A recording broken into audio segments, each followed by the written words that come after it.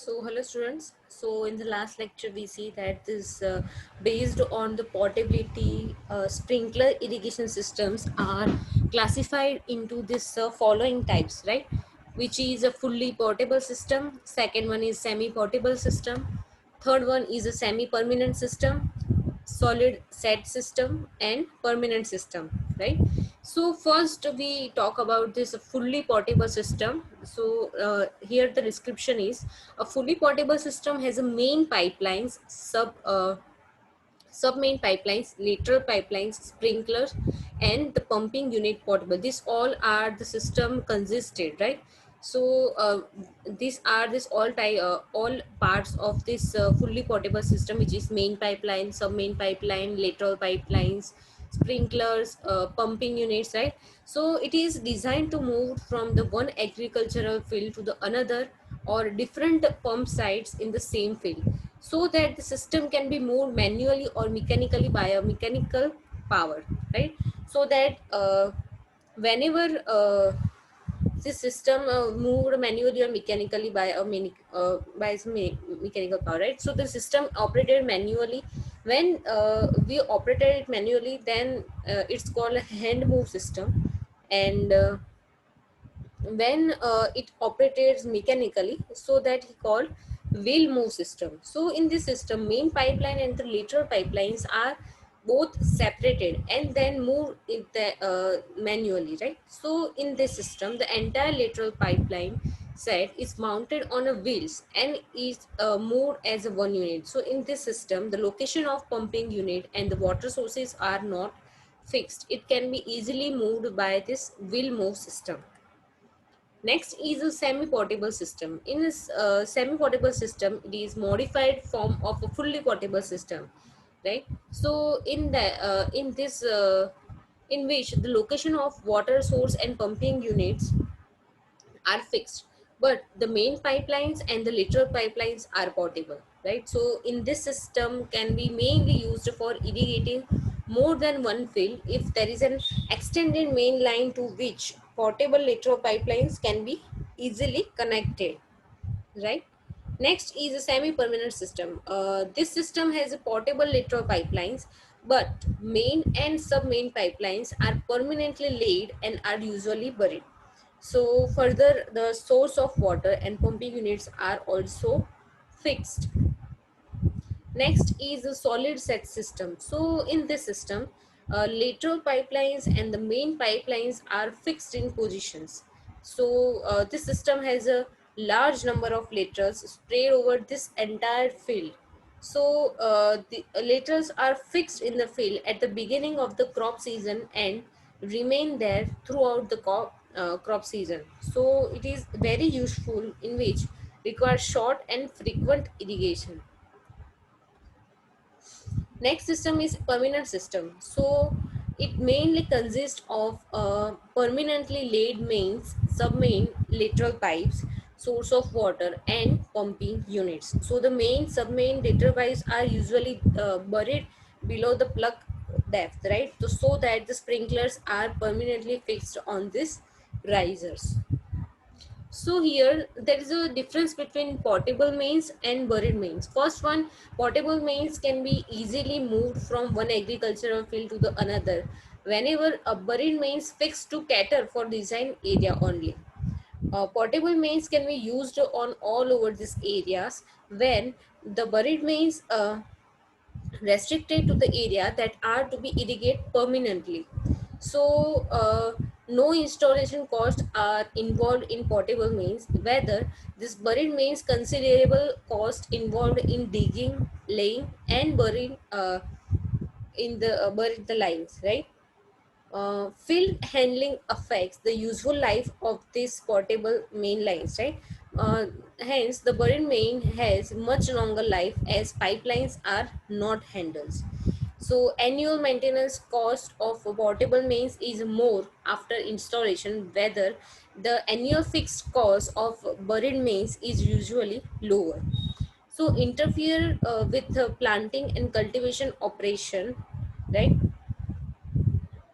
And it does not interfere with the planting and cultivation operation in buried mains. So advantage of sprinkler irrigation is uniform application of water is possible, erosion of soil is totally avoided since there is no runoff, land preparation is not required, labor cost is totally reduced, more land is available for cropping as borders, ditches are not generally required. So small streams of irrigation water can be used efficiently. Time and amount of fertilizers can be controlled for application. Crop damage from frost can be reduced. The spray of water melts the ice form on the plants. In the sprinkler irrigation, a better control on the application of water is achieved. So it can be used for light application of water required and the young plants. Sprinkler irrigation is more suitable for small land holdings. The assessment of water can be done so easily. This system is more useful for humid regions because the increased humidity is less. If the domestic and irrigation water come from the same source, so the common distribution line can be used, which will reduce this cost.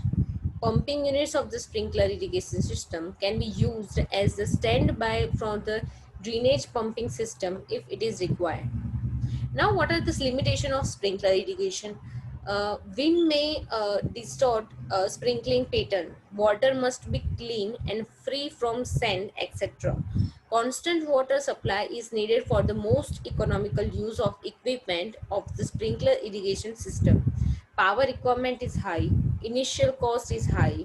Method is not suitable in arid regions because of high evaporation losses.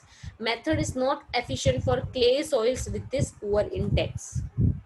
So what are the essential requirements of the good sprinkler irrigation are described as this, right? First one is a high frequency. Rate of water application should be such as to give high water application efficiency. There is no runoff, right? Rate of water application is such that the complete precipitation is absorbed by the soil with no runoff.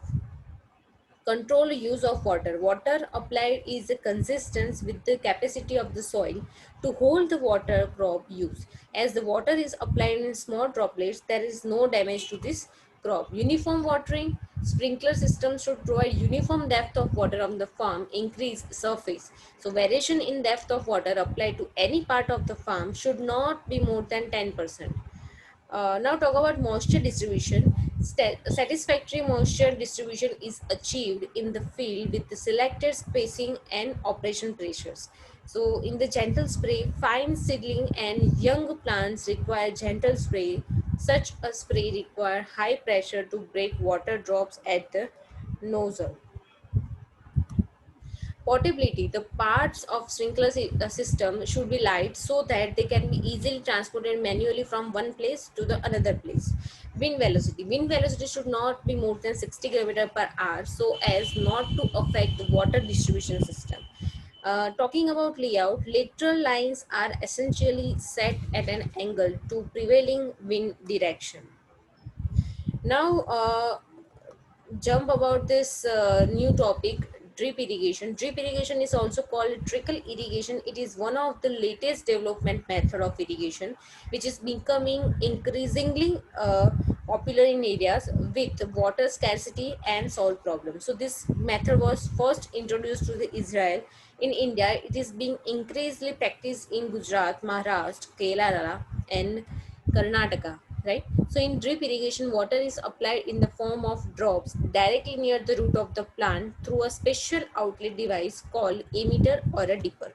So this emitter have a drip nozzles to supply water drip by a drip at a very slow rate varying from about 2 liters per hour to 10 liters per hour. Then the water applied near the root zone of the plant sprayed laterally as well as vertically due to capillary action in the soil.